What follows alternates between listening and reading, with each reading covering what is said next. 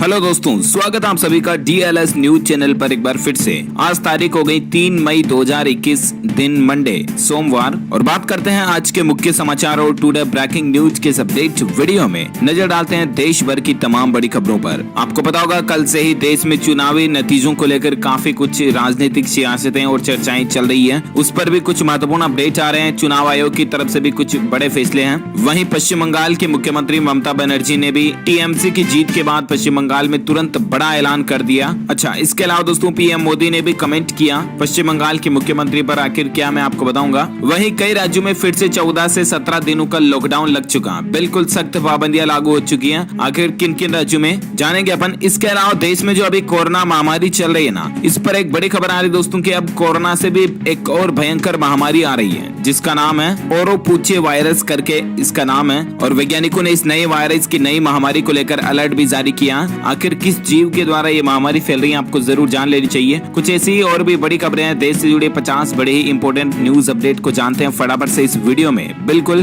बने रहेगा आप मेरे साथ और इसे एकदम पूरा लास्ट तक देखते रहिएगा। सबसे पहले तो एक दुख भरी बात यह दोस्तों की राजधानी दिल्ली के स्वास्थ्य मंत्री सत्येंद्र जैन के पिता का भी कोरोना से निधन हो चुका है। दिल्ली के मुख्यमंत्री अरविंद केजरीवाल और मनीष सिसोदिया ने इनके निधन पर शोक भी जताया। मतलब खुद हमारे देश की राजधानी के स्वास्थ्य मंत्री हैं सत्येंद्र जैन, उनके पिता को भी कोविड संक्रमण के चलते इस दुनिया को अलविदा कहना पड़ा। तो आप अंदाजा लगा सकते हैं दोस्तों कुल मिलाकर के कि कोरोना आजकल हर किसी को चपेट में ले रहा। सो प्लीज आप भी सावधानी रखें, मास्क जरूर लगाएं और बिना काम घर से बाहर ना जाएं। भगवान इनकी आत्मा को शांति दे, हमारी यही प्रे है। अगली बड़ी खबर देखिए, व्हीकल की RC में नॉमिनी का नाम जोड़ना अब आसान हो चुका है। सरकार ने इसको लेकर नई गाइडलाइन जारी की है। जी हाँ, कहने का मतलब सिंपली है दोस्तों की मोटर व्हीकल रूल्स में कुछ बड़े बदलाव किए हैं और अब RC यानी कि गाड़ी की जो RC होती है ना, जिसका फुल फॉर्म होता है रजिस्ट्रेशन सर्टिफिकेट, उसको ट्रांसफर करना भी आसान हो चुका है। जी हाँ, कहने का मतलब सरकार के नए नियम के मुताबिक अब अगर कोई मोटर गाड़ी वाहन व्हीकल के मालिक की जान चली जाती है तो इस स्थिति में जो नॉमिनी होता है उस व्यक्ति के नाम से मोटर वाहन पंजीकृत करने या हस्तांतरित करने में आसानी होगी। वाहन मालिक अब वाहन के पंजीकरण के समय ही नॉमिनी व्यक्ति का नाम डाल सकते हैं या बाद में भी ऑनलाइन आवेदन के जरिए ऐसा कर सकते हैं। जैसे अभी अपन बैंक अकाउंट वगैरह खुलवाते हैं तो उसमें कुछ नॉमिनी वगैरह डालते हैं। अगर कोई लोन वगैरह लेते हैं तो कोई बीमा पॉलिसी वगैरह लेते हैं तो उसमें भी हमारा नॉमिनी होता है कि हमारी जान चली जाने के उपरांत उसको बीमित राशि मिल जाती है, राइट। वैसे ही अब गाड़ियों के RC का रजिस्ट्रेशन होगा ना, तब भी आप उसमें नॉमिनी डाल पाएंगे, ये ऑप्शन मिलेगा आपको। नई गाइडलाइन के मुताबिक व्हीकल के मालिक को उस व्यक्ति की पहचान का प्रमाण पत्र जमा करना होगा जिसको व्हीकल का मालिक नॉमिनी घोषित कर रहा है, बस। और इसके लिए एक फॉर्म 31 अलग से बना दिया। तो कहने का मतलब इससे गाड़ी वाहन व्हीकल वाले सभी लोगों के लिए ये नियम लागू हो चुका है। चलिए साथ ही अगली खबर देखिए दोस्तों, उत्तर प्रदेश पंचायत चुनाव की मतगणना के तत्काल बाद 4 मई से शुरू होगा स्पेशल ड्राइव। उत्तर प्रदेश के मुख्यमंत्री योगी आदित्यनाथ सरकार की बड़ी घोषणा निकल कर आ रही है। यूपी में पंचायत चुनाव की मतगणना के बाद 4 मई से विशेषकर गाँव के लिए योगी सरकार जो वो स्पेशल ड्राइव शुरू करने जा रही है। उत्तर प्रदेश के मुख्यमंत्री योगी आदित्यनाथ ने कल ही कोविड-19 प्रबंधन हेतु गठित टीम 09 को ये दिशा निर्देश दिए हैं। और ऐसे में दोस्तों यूपी CM योगी का कुल मिलाकर के कहना यही है कि अब कोविड संक्रमण से हमें गाँव को बचाना है, गाँव के प्रति विशेष सतर्कता बरतने की जरूरत है और इसीलिए ये नया स्पेशल ड्राइव अभियान योगी सरकार की ओर से शुरू किया जा रहा है। अच्छी बात है। अच्छा, अगली बड़ी खबर देखिए, कोरोना मरीजों के लिए राहत की बात है। सरकार ने एक बड़ा फैसला लिया है। सरकार ने घटाया ऑक्सीजन कंसंट्रेटर के आयात पर IGST। जी हाँ, साधारण भाषा में कहूँ दोस्तों तो कोरोना से जान बचाने वाली जो मशीन है जो कि हवा से ऑक्सीजन बनाती है, उस पर सरकार ने टैक्स घटा दिया। जो ऑक्सीजन कंसंट्रेटर है ना, उनके आयात पर सरकार ने IGST को 28% से घटाकर सीधा 12% ही कर दिया। कहने का मतलब अब ऑक्सीजन कंसंट्रेटर आपको सस्ते मिलेंगे। हाल ही में आपको पता होगा सरकार ने ये भी फैसला लिया था कि अब आप ऑनलाइन विदेशों से भी डायरेक्टली अपने घर पर ऑक्सीजन कंसंट्रेटर मंगा सकते हैं। तो अब इसमें आपको 28% के बजाय IGST जो है वो 12% ही देना पड़ेगा। हालांकि ये कटौती 30 जून तक के लिए लागू की गई है, फिर भी अच्छा फैसला गवर्नमेंट का। और साथ ही अगली खबर देखिए दोस्तों, GST को लेकर भी सरकार ने बड़ा फैसला लिया कि अब देरी से मंथली रिटर्न फाइल करने पर कोई भी पेनल्टी नहीं लगेगी। जी हाँ, कहने का मतलब 5 करोड़ रुपए तक का कारोबार करने वालों को मार्च और अप्रैल के लिए 3B रिटर्न दाखिल करने वालों को अब 30 दिन का एक्स्ट्रा समय मिल चुका है। अब आपको 30 दिन अगर आप देरी से GST रिटर्न करोगे ना, ये 3B रिटर्न, तब तक आपको कोई भी पेनल्टी वगैरह या लेट फीस नहीं देनी पड़ेगी। तो ये भी गवर्नमेंट का एक फैसला है। और चलिए अगली खबर देखिए दोस्तों, इस राज्य में 14 दिन का लॉकडाउन लग चुका है। आवश्यक सेवाओं को छूट रहेगी। 5 मई से ये नया आदेश लागू होगा। जी हाँ, आखिर कौन से राज्य में, तो मैं आपको बता दूं, कोरोना के बढ़ते मामलों के बीच दोस्तों उड़ीसा राज्य सरकार ने बड़ा फैसला लिया है। 5 मई से लेकर 19 मई तक लॉकडाउन की घोषणा कर दी है। उड़ीसा राज्य सरकार ने राज्य में कोरोना वायरस के प्रसार को रोकने के लिए 5 मई आ रही है ना, अभी ये 5 तारीख, परसों से ही उड़ीसा में सख्त लॉकडाउन लगने जा रहा है 14 दिन का। उड़ीसा के मुख्य सचिव S.C. मोहपात्रा की ओर से ये आदेश भी जारी कर दिया गया। अब इसमें क्या क्या नई गाइडलाइंस के अकॉर्डिंग खुला रहेगा, क्या बंद रहेगा, इसकी कुछ जानकारी भी आप स्क्रीन पर देख सकते हैं। अच्छा, इसके अलावा दोस्तों लॉकडाउन को लेकर और एक बड़ी खबर ये भी आ रही है कि पंजाब राज्य में भी 15 मई तक मिनी लॉकडाउन रहेगा। सख्त पाबंदियां लागू हो चुकी हैं, सिर्फ जरूरी दुकानें ही खुलेंगी, जैसे मेडिकल स्टोर वगैरह ये हो गई या कुछ और आवश्यक दुकानें हैं वो ही खुलेगी। पंजाब राज्य में जो 15 मई तक लॉकडाउन लगाना, उसको लेकर कुछ गाइडलाइंस के नियम भी आप देख सकते हैं। बैंक व सरकारी दफ्तर 50% क्षमता के साथ खुलेंगे। कार, टैक्सी वगैरह में 2 से ज्यादा लोग नहीं बैठ पाएंगे। शादी और अंतिम संस्कार में सिर्फ 10 से ज्यादा लोग शामिल नहीं हो पाएंगे। ये देखिए, मतलब शादी में भी सिर्फ 10 लोग ही शामिल हो सकते हैं और अंतिम संस्कार में भी अब सिर्फ 10 लोग ही शामिल हो पाएंगे। वहीं इस मिनी लॉकडाउन के दौरान दूध, मीट, अंडे, दवा की दुकानें, मेडिकल लैब आदि खुले रहेंगे। पंजाब में अगर कोई बाहर से व्यक्ति आएगा तो 72 घंटे पुरानी RT-PCR टेस्ट रिपोर्ट दिखानी होगी। ये कुछ और ज्यादा रूल्स और रेगुलेशंस आप स्क्रीन पर देख सकते हैं। वही लॉकडाउन की बात हो रही है दोस्तों, तो मैं आपको बता दूं, गोवा राज्य सरकार ने भी 10 मई तक के लिए कोरोना से जुड़े प्रतिबंध को बढ़ा दिए हैं। यानी कि एज ए गोवा राज्य में भी 10 मई तक सख्त लॉकडाउन ही रहेगा फिलहाल सरकार के नए आदेश के मुताबिक। वहीं मध्य प्रदेश भोपाल में भी लॉकडाउन को 10 मई सुबह 6 बजे तक बढ़ा दिया। मध्य प्रदेश में 12,000 से ज्यादा लोग पॉजिटिव हुए पिछले 24 घंटों के दौरान। 14,000 से ज्यादा ठीक होकर लौटे। लगातार चौथे दिन एक्टिव केस में कमी देखी गई। ये MP का कुछ डेटा और आंकड़ा भी आप देख सकते हैं। मध्य प्रदेश में सबसे ज्यादा हालात इंदौर वगैरह, भोपाल यहाँ पर चल रहे हैं और इसी के कारण मध्य प्रदेश भोपाल में लॉकडाउन को 10 मई तक सुबह 6 बजे तक बढ़ा दिया। ठीक है ना, तो एक तो कुछ लॉकडाउन बढ़ाने को लेकर बातें चीतें खबरें रही। और एक अपडेट मैं आपको बता दूं, हरियाणा राज्य सरकार ने भी 3 मई से लेकर 7 दिनों तक पूर्ण लॉकडाउन लगाने का फैसला किया। यानी कि 3 मई से 7 दिन तक 10 मई तक हरियाणा राज्य में भी सख्त लॉकडाउन लागू रहेगा।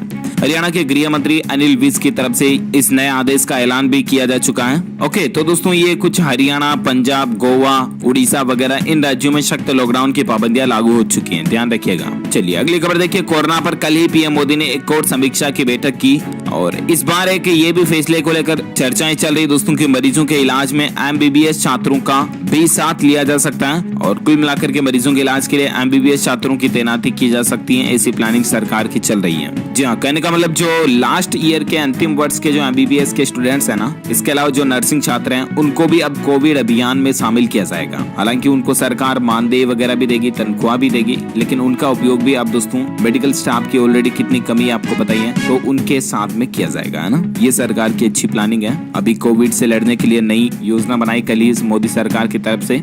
अगली बड़ी खबर देखिए दोस्तों, दिल्ली यूनिवर्सिटी ने यानी कि DU ने UG और PG की फाइनल ईयर की परीक्षाओं को फिलहाल स्थगित कर दिया। अब इस तारीख से होंगे एग्जाम। मैं आपको बता दूं, दिल्ली यूनिवर्सिटी ने शहर में कोविड-19 के मामलों में बढ़ोतरी के मद्देनजर अंतिम वर्ष की जो फाइनल ईयर के एग्जाम है उनको फिलहाल स्थगित करने का निर्णय लिया है। DU के अंतिम वर्ष और आखिरी सेमेस्टर की परीक्षाएं 15 मई से शुरू होनी थी, जो कि अब 1 जून से आरंभ होगी। ये परीक्षाएं ऑनलाइन माध्यमों के जरिए ओपन फॉर्मेट में होगी, लेकिन फिलहाल अब इनकी तारीख को 15 दिन आगे बढ़ा दिया है, 1 जून से ही शुरू होगी। ओके, चलिए अगली बड़ी खबर देखिए आप। बिहार के मुख्यमंत्री नीतीश कुमार की बड़ी घोषणा निकल कर आ रही कि पत्रकारों को प्राथमिकता के आधार पर कोरोना का टीका लगाया जाएगा। यानी कि जो न्यूज मीडिया रिपोर्टर्स हैं उनको अब सरकार टीका लगाने की बिहार में प्लानिंग बना रही है। साथ ही अगला अपडेट देखिए दोस्तों, 1.25 लाख और रेमडेसिविर की शीशियों के साथ भारत पहुंच चुकी है अमेरिका की चौथी फ्लाइट भी। अमेरिका जो अब लगातार भारत की सहायता कर रहा है। सिर्फ अमेरिका ही नहीं दोस्तों, अभी भारत की सहायता करने के लिए कई देश आगे आए हुए हैं। कई देश ऑक्सीजन को लेकर मदद कर रहे हैं। मैं आपको आगे और इसको लेकर खबरें बताऊंगा। लेकिन अब यहाँ पर दोस्तों अमेरिका की चौथी फ्लाइट जो है भारत आ चुकी है, तकरीबन 1.25 लाख रेमडेसिविर की शीशियों को लेकर के, है ना।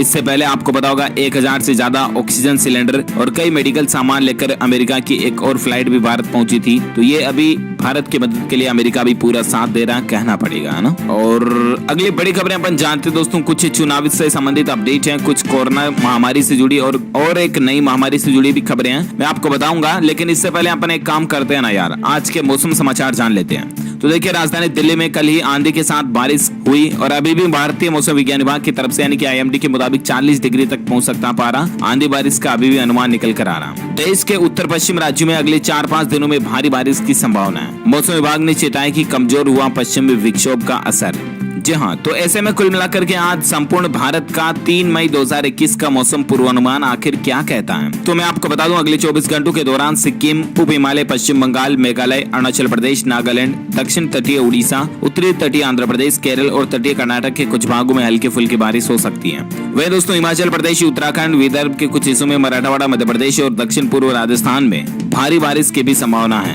पंजाब, हरियाणा, राजस्थान, दिल्ली और पश्चिम उत्तर प्रदेश में धूल भरी आंधी भी चल सकती है। वहीं जम्मू कश्मीर, गिलगित बाल्टिस्तान, लद्दाख, छत्तीसगढ़, उत्तर प्रदेश के पूर्व भागों में भी हल्की फुल्की बारिशें आपको देखने को मिल सकती हैं। अच्छा, इसके अलावा भी झारखंड, बिहार, मध्य प्रदेश, तमिलनाडु, अंडमान निकोबार द्वीप समूह में भी हल्की बारिश की संभावना है। ओके, तो ये तो रहा आज का वेदर अलर्ट मौसम समाचार। और अब अपन बात करें दोस्तों चुनाव वगैरह को लेकर क्या कुछ न्यूज अपडेट चल रही है। तो देखिए बड़ी खबर, आप असेंबली इलेक्शन रिजल्ट्स 2021 को लेकर लाइव अपडेट आ रहा। बंगाल में टीएमसी की बल्ले बल्ले हुई, तमिलनाडु में डीएमके का डंका बजा, असम में बीजेपी की वापसी हो चुकी है। सबसे पहले तो मैं यहाँ पर आपको 5 ही राज्यों के चुनावी नतीजों को लेकर डेटा बताना चाहूंगा। तो देखिए पश्चिम बंगाल में बात करें, सबसे पहले तो टीएमसी जो है वो 213 से ज्यादा सीटों पर जीत चुकी है। भाजपा 77 सीटों के लगभग जीत पाई है। अभी तक के जो आंकड़े हैं 292 सीटों में से उनके मुताबिक यही है। तमिलनाडु की बात करें दोस्तों, तो तमिलनाडु में द्रमुक पार्टी जो है वो 158 सीटों पर जीती है। अन्ना द्रमुक पार्टी 76 सीटों पर जीती है, यानी कि तमिलनाडु में डीएमके ही अपना डंका बजा पाई है। बात करें केरल की, तो केरल में माकपा जो है वो 93 सीटों पर जीत पाई है। कांग्रेस जो है वो 41 सीटें ला पाई है। भाजपा यहाँ पर केरल में अपना खाता भी नहीं खोल पाई है। अन्य पार्टियों के खातों में 5 सीटें गई। वहीं असम राज्य की बात करें तो असम में 74 सीटें भाजपा के खाते में आई। कांग्रेस 51 सीटों पर सिमट गई और असम में एक बार फिर से भाजपा की ही सरकार बनती नजर आ रही है। पुडुचेरी में दोस्तों कांग्रेस को 8 सीटें मिली, एएनआरसी को 16 सीटें मिली और अन्य के खाते में 6 सीटें गई। राजस्थान उपचुनाव के नतीजों की बात करें तो यहाँ पर भी भाजपा को 72 सीटें मिली, जबकि कांग्रेस को 106 सीटें मिली हैं। अन्य के खातों में 21 सीटें गई हैं। तो ये तो रहा चुनाव का नतीजा और डेटा कुछ जो आपने देख लिया। अब बात करें कुछ बड़ी खबरों में दोस्तों, तो देखिए कल ही पश्चिम बंगाल में टीएमसी की जीत के जश्न के बाद टीएमसी कार्यकर्ता जो वो बेकाबू हो गए और बीजेपी पार्टी के दफ्तर को भी आग लगा दी। ये कुछ वीडियो फुटेज भी वायरल हो रही है, इसको लेकर आप देख सकते हैं किस तरह से बीजेपी के दफ्तर को आग लगा दी गई। उद्दंड मचाया टीएमसी कार्यकर्ताओं ने जीत के बाद। जबकि आपको पता होगा दोस्तों कि चुनाव आयोग की तरफ से पहले ही कह दिया गया था कि 2 मई को जीत का जश्न वगैरह भी नहीं मनाया जाएगा नतीजों के दिन। फिर भी कई लोगों ने जो है चुनाव आयोग के नियमों को तोड़ा और कोविड प्रोटोकॉल की गाइडलाइन को भी तोड़ा। इसके चलते चुनाव आयोग का तो ये भी कहना कि ऐसे उद्दंड मचाने वाले लोगों के खिलाफ एफआईआर वगैरह की जाए। देख सकते हैं आपकी जीत में भूल गए कोरोना के नियम। बंगाल में सड़क पर पटाखे फूटे, जबकि चुनाव आयोग ने पटाखे फोड़ने के लिए सख्त मना कर दिया था पहले से ही। चेन्नई में भीड़ में लड्डू खिलाए गए। इलेक्शन कमीशन ने चुनावी राज्यों से कहा कि ऐसे लोगों पर तुरंत एफआईआर दर्ज करो। साथ ही बड़ी खबर आप देख सकते हैं कि ठीक तरह से चल रही है वोटों की गिनती। ईवीएम को लेकर कोई भी बड़ा मसला नहीं है। ये भी चुनाव आयोग का कल कहना था कि इलेक्ट्रॉनिक वोटिंग मशीनों को लेकर इस बार कोई भी राजनीतिक पार्टियों को कोई गिला शिकवा नहीं है, यानी कि शिकायत वगैरह नहीं है। पश्चिम बंगाल में जीत के बाद दोस्तों पीएम मोदी ने भी ममता बनर्जी को बधाई दी और बोले कि कोविड-19 के खिलाफ लड़ाई में पूरा समर्थन है। पश्चिम बंगाल को केंद्र सरकार की तरफ से मतलब पूरा समर्थन रहेगा। वहीं विधानसभा चुनाव के नतीजों के बाद राहुल गांधी ने हार को स्वीकार कर लिया और उन्होंने कहा कि अब अपने मूल्यों और आदर्शों के लिए हम लड़ते ही रहेंगे, भले ही जीते नहीं लेकिन फिर भी लड़ते ही रहेंगे। अभी तक के आए चुनावी नतीजों के मुताबिक पश्चिम बंगाल जो है सबसे बड़े राज्य में कांग्रेस पार्टी जहां एक भी सीट नहीं जीत पाई, जो मैंने आपको डेटा बताए थे। साथ ही और एक बड़ी खबर देखिए, पश्चिम बंगाल में AIM की बुरी तरह से हार हुई है। 7 सीटों पर चारू खाने चित हो चुकी है ये भी पार्टी।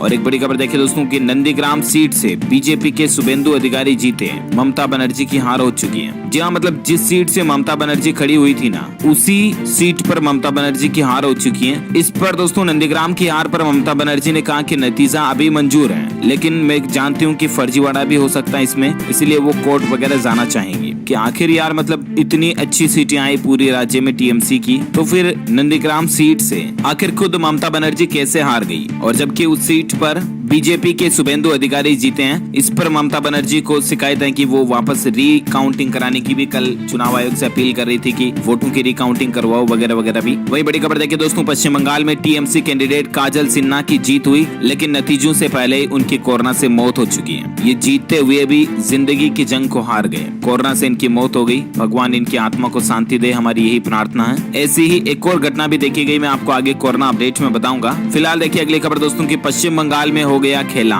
पीएम मोदी ने दीदी को जीत की बधाई दी है, लेकिन नंदीग्राम में हार पर कोर्ट जाने की प्लानिंग बना रही है ममता बनर्जी, जैसे कि मैंने आपको बता दिया। साथ ही बड़ी खबर देखिए दोस्तों की नंदीग्राम सीट पर तो बड़ा उलटफेर देखा गया। शुवेंदु ने ममता बनर्जी को 1957 वोटों से हराया। अभी तक भी चुनाव आयोग की तरफ से आधिकारिक घोषणा का इंतजार है ममता बनर्जी को। साथ ही खबर देखिए जीत के बाद पहली बार सामने आई ममता बनर्जी और बंगाल के लोगों से कुछ खास अपील की है। ममता बनर्जी ने कल ही जीत के तुरंत बाद बंगाल की जनता को संबोधित किया और उन्होंने कहा दोस्तों कि अभी हमें कोरोना से लड़ना है। इसके साथ ही उन्होंने लोगों को मास्क पहनने और कोरोना प्रोटोकॉल का पालन करने की भी अपील की और उनका ये भी कहना रहा कि अभी हम जश्न वगैरह नहीं मनाएंगे, लेकिन कई सारे टीएमसी कार्यकर्ताओं ने कल ही जश्न मना करके कोरोना गाइडलाइन को तोड़ा। अब उन पर सख्त कार्रवाई की जाएगी। साथ ही अपडेट देखिए दोस्तों कि असम और केरल में सत्ताधारी पार्टियों की वापसी हुई है। असम में बीजेपी गठबंधन को 75 सीटों के साथ बहुमत मिलने के आसार नजर आ रहे हैं, जबकि केरल में ऑलरेडी एलडीएफ की जीत तय हो चुकी है। तो ये तो कुछ राजनीतिक सियासतें और उलटफेर देखने को मिली हमें। इसी के साथ ही आज के चुनावी अपडेट यहीं फिनिश होते हैं और अब अपन बात करते हैं कोरोना वायरस से संबंधित कुछ महत्वपूर्ण बड़ी खबरें। देखिए दोस्तों की कोरोना से जंग में एक और कंपनी आगे आई और भारत को $10 लाख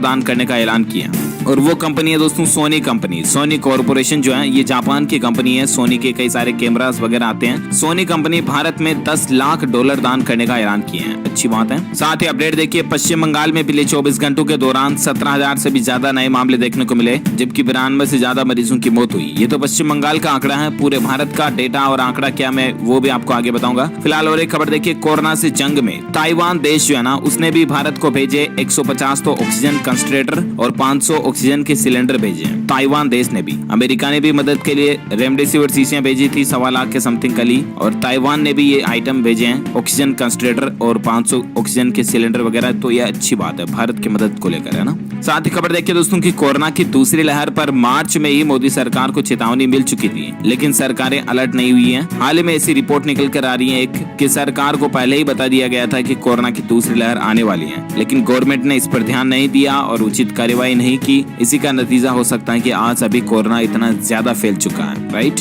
खैर जो भी हो, अब भी हमारे पास एक ही साधन और एक ही तरीका कोरोना से लड़ने का कि प्लीज मास्क लगाएं, पूरा अपने आप को पैक रखें, है ना। और साथ ही खबर देखिए स्नेहा वाघ के पिता का कोरोना संक्रमण से निधन हो चुका है। एक्ट्रेस ने याद में एक दिल छू जाने वाला नोट भी लिखा। ये जो एक्ट्रेस आप देख पा रहे होंगे ये मशहूर टीवी एक्ट्रेस है। आपने कभी टीवी की सीरियल्स में इनको देखा भी होगा। इन टीवी एक्ट्रेस स्नेहा वाघ के पिता का कोरोना संक्रमण के चलते निधन हो चुका है। भगवान इनकी आत्मा को शांति दे, हमारी यही प्रे है। वही खबर देखिए दोस्तों की विशेषज्ञों ने लोगों को आगाह किया कि कोरोना वैक्सीन के कारण देश को एक और बड़ी समस्या झेलनी पड़ सकती है, और वो समस्या ये आ सकती है दोस्तों कि अभी भारत में युवाओं के लिए यानी कि 18 साल से ऊपर के लोगों के लिए भी कोरोना वैक्सीन चालू कर दी सरकार ने 1 तारीख से, आपको पता होगा। ऐसे में अगर हमारे देश के सभी युवाओं को अगर कोरोना वैक्सीन लग जाएगी ना, तो फिर वो आने वाले कुछ महीनों तक ब्लड नहीं डोनेट कर पाएंगे, यानी कि रक्तदान नहीं कर पाएंगे, और इसलिए भारत में आने वाले महीनों में रक्तदाताओं की भारी कमी आ सकती है और इसलिए खून की कमी भी अब भारत में देखने को मिल सकती है। ये बड़ी समस्या आ सकती है 18 साल से ऊपर के सभी लोगों का वैक्सीनेशन करने के कारण। ये भी एक्सपर्ट की चेतावनी और अलर्ट निकल कर आ रहा है। साथ ही और एक बड़ी खबर देखिए आप, जैस्मिन की मां को भी हुआ कोरोना तो एक्ट्रेस का दिल टूटा और कहा कि मेरे बूढ़े पापा बेड की तलाश में भागते रहे। ये भी एक अभिनेत्री है, एक्ट्रेस है जैस्मिन, इनकी भी मां को कोरोना हो चुका है। भगवान जल्द इनको स्वस्थ करे, हमारी प्रार्थना यही है। साथ ही खबर देखिए दोस्तों की 30 अप्रैल से पहले जिन्होंने कोरोना की वैक्सीन की पहली डोज ले ली थी ना, उनको अब सेकेंड डोज भी फ्री में दी जाए। ये कहना स्वास्थ्य मंत्रालय की तरफ से कल ही एक बड़ा ऐलान किया गया कि जो 30 अप्रैल से पहले जो लोग कोरोना वैक्सीन की पहली डोज लगा चुके हैं ना, उनको अब दूसरी डोज भी बिल्कुल फ्री में मिलेगी, ठीक है ना। जैसे कि 45 साल के ऊपर के लोग वो भागते हैं उनको, है ना। वही खबर देखिए, सावधान हो जाइए, अब फैलेगी कोरोना से भी एक और भयंकर महामारी, जिसका नाम मैंने आपको बताया ओरोपुचे वायरस करके। वैज्ञानिकों ने बताया कि कौन से देश में और किस जीव के चलते ये महामारी फैल सकती है, तो जानकारी आप भी जान लीजिए जरूर कि कोरोना से भी एक और बड़ा खतरा आ सकता है। वैज्ञानिकों ने ये पता लगा लिया दोस्तों कि अगली महामारी क्या होगी। इतना ही नहीं बल्कि ये भी पता लगाया कि ये महामारी किस देश में और किस जीव से फैलने की आशंका है। साइंटिस्ट, दुनिया भर के जो वैज्ञानिक हैं, उनका ये कहना दोस्तों कि आगे आने वाली इस महामारी को कैसे टाला जा सकता है, ये भी उन्होंने बताया। इस बार महामारी ब्राजील के अमेजोन के जंगलों से आ सकती है।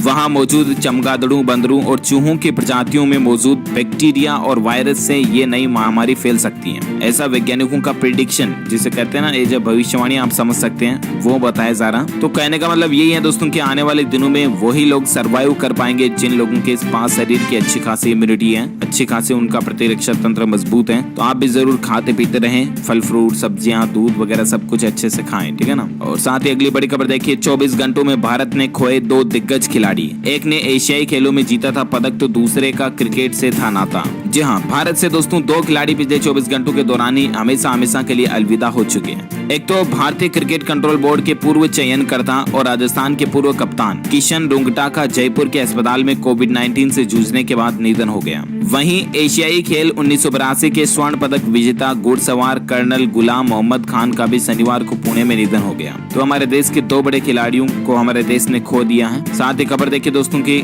सुबह मौत हुई और दोपहर में ग्राम प्रधान पद पर विजय घोषित हुई विमला। उत्तर प्रदेश पंचायत चुनाव के दौरान, मतलब ये जो तस्वीर आप देख पा रहे होंगे, इनका नाम विमला है। ये कोरोना से जंग कुछ घंटों पहले ही हार चुकी थी, अपनी मौत की जिंदगी की जंग को हार चुकी थी, लेकिन ये चुनाव की जंग में जीत चुकी थी। जो रिजल्ट आए इनकी जान चली जाने के बाद, तो ये तो कुछ काम के है नहीं। आपको पता होगा, आपने एक चीज सुनी होगी दोस्तों की, कुछ भी साथ नहीं जाता, जिंदगी जीना तब तक आराम से मस्ती से जियो। इस तरह से इतनी बड़ी जीतें हार सब कुछ यही रह जाती हैं, इसलिए जब तक जिए तब तक मस्ती से जिए आराम से, ठीक है ना। भारत में कोरोना के आंकड़ों की बात करें तो देखिए, पिछले 24 घंटों के दौरान 3,64,000 के लगभग नए मामले देखे गए और उसके बाद अभी भारत में कुल संक्रमितों की संख्या 1,99,00,000 से भी ज्यादा हो चुकी है, लगभग 2 करोड़ होने में। अब तो एक्टिव केस भारत में चल रहे हैं 34 लाख से ज्यादा। पिछले 24 घंटों के दौरान 3300 से ज्यादा लोगों की मौत हुई और अभी भारत में कुल संक्रमित, मतलब कुल जान जाने वाले लोगों की संख्या का आंकड़ा 2,18,000 से भी ज्यादा पहुंच चुका है। ओके, तो ये तो रहा दोस्तों कोरोना का डेटा, राइट। और आइए अब अपन कुछ और बड़ी खबरों में बात करें तो देखिए अपडेट। ब्रिटेन के 4 दिन के दौरे पर सोमवार को रवाना होंगे विदेश मंत्री एस जयशंकर। G7 देशों की बैठक में भी ये शामिल होंगे। जहां भारत के विदेश मंत्री एस जयशंकर जो है वो सोमवार को ब्रिटेन के 4 दिन के दौरे पर रवाना होंगे। वो मुख्य रूप से G7 देशों की एक बैठक में हिस्सा लेने के लिए ब्रिटेन जा रहे हैं। भारत को बैठक में अतिथि देश के तौर पर हिस्सा लेने के लिए आमंत्रित किया गया है। विदेश मंत्रालय ने कहा कि विदेश मंत्री G7 देशों के विदेश मंत्रियों की बैठक में हिस्सा लेने के लिए 3 से 6 मई के बीच लंदन का दौरा भी करेंगे। तो ये सरकार की प्लानिंग चल रही है। और साथ ही बड़ी खबर देखिए, केंद्र सरकार ने 5 राज्यों को आगामी खरीफ सीजन के दौरान प्याज का कुल रकबा 9,900 हेक्टेयर बढ़ाने का निर्देश दिया। जहां केंद्र सरकार ने राजस्थान सहित 5 प्याज उत्पादक राज्य जो है ना, राजस्थान, कर्नाटक, महाराष्ट्र, आंध्र प्रदेश, हरियाणा, मध्य प्रदेश, गुजरात वगैरह, ये ज्यादा प्याज उगाने वाले राज्य हैं। तो इन राज्यों से सरकार का ये कहना दोस्तों की 9,900 हेक्टेयर बढ़ाया जाए प्याज का कुल रकबा, है ना, ताकि प्याज वगैरह की महंगाई ज्यादा नहीं हो। इसी को लेकर सरकार का ये अच्छा फैसला है। ओके दोस्तों, तो इस कड़ी में आज दिन भर की तमाम बड़ी खबरें, मुख्य समाचार, टुडे ब्रेकिंग न्यूज का अपडेट वीडियो ये फिनिश होता है। वैसे आप मुझे नीचे कमेंट करके बताइए कि पश्चिम बंगाल राज्य में अगला मुख्यमंत्री का दावेदार कौन है, क्योंकि ममता बनर्जी तो अपनी खुद की ही सीट से हार चुकी हैं। तो ऐसे में क्या वो खुद भी वापस मुख्यमंत्री बन सकती हैं या नहीं, या पश्चिम बंगाल में अगला मुख्यमंत्री कौन बन सकता है, कमेंट करके बताइए मुझे। जो लोग इसका सही प्रेडिक्शन करेंगे ना, उन लोगों को रैंडमली सेलेक्ट होने पर हमारी DLS न्यूज टीम की तरफ से एक शानदार सरप्राइज गिफ्ट इनाम के रूप में मिल सकता है, जैसे मोबाइल, स्मार्टफोन, वॉच, घड़ी, टैबलेट, PC, गैजेट्स वगैरह, लैपटॉप, कुछ भी आपको गिफ्ट के रूप में DLS न्यूज की तरफ से मिल सकते हैं। ओके, इसी के साथ इस वीडियो को लाइक करना, शेयर भी करना अपने दोस्तों के साथ फेसबुक और व्हाट्सएप पर। और एक काम और करना, आप इस वीडियो के नीचे दिए गए लाल बटन को दबाकर चैनल को सब्सक्राइब करके बेल आइकॉन को भी जरूर दबा देना, ताकि आपको रोजाना की ताजा खबरें और मुख्य समाचार तुरंत आपके मोबाइल पर मिल जाएंगे। ओके, ख्याल रखिएगा आप अपने खुद का, अपने परिवार का भी। कोरोना काल चल रहा, बिना काम घर से बाहर मत जाइएगा, वरना और लट पड़ सकते हैं, पुलिस के डंडे पड़ सकते हैं, क्या मतलब है। तो ध्यान रखना और मास्क जरूर लगाना। ओके, मिलेंगे अगले नेक्स्ट अपडेट में, तब तक के लिए thank you, take care, good bye, जय हिंद, जय भारत, वंदे मातरम।